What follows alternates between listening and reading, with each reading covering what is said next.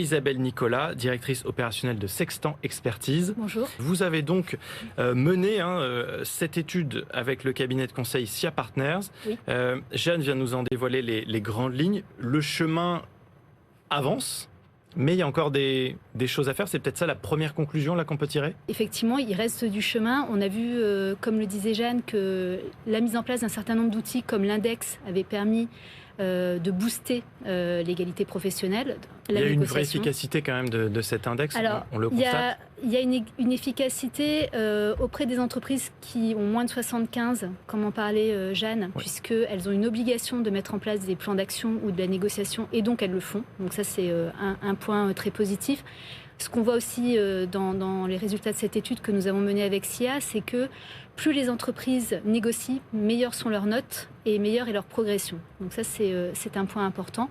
Néanmoins, il reste un certain nombre de sujets sur lesquels avancer. Je pense qu'on va y revenir ensuite, comme la promotion, par exemple. Comment est-ce que vous accompagnez justement aussi les CSE sur ces enjeux-là et les organisations syndicales. Voilà. En fait, dans les prérogatives des partenaires sociaux, il y a la possibilité de se faire accompagner par un expert pour établir le diagnostic de la situation. Donc en fait, on va prendre la note à l'index, mais on va regarder également toutes les composantes de l'égalité professionnelle dans l'entreprise, la mixité à l'embauche, la mixité dans l'accès à la formation, à la promotion, dans les conditions de travail aussi, parce que c'est un des enseignements de l'étude, c'est qu'on parle de plus en plus de conditions de travail et de qualité de vie au travail, d'équilibre des temps de vie.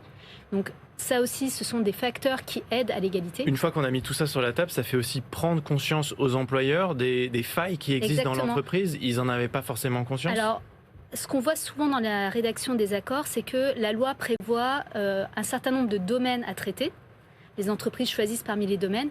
Faire le diagnostic, ça permet de cibler les domaines les plus importants et les plus urgents à traiter pour pouvoir avoir une politique qui se mène sur la durée et avec des résultats et des objectifs qualitatifs. Ce qu'on voit aussi, c'est que très souvent, dans les accords, on va reprendre les textes de loi en disant, par exemple, on ne va pas faire de discrimination à l'embauche. Bah, super, c'est la loi. Oui, c'est la base en fait.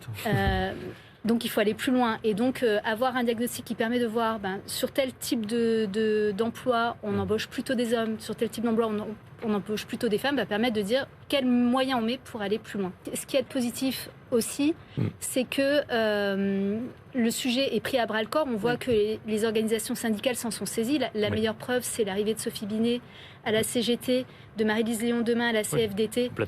Ce qui est positif et ce qu'on a vu dans l'étude, c'est que plus les partenaires sociaux se saisissent du sujet, plus les choses avancent et c'est devenu un objet de consensus clair.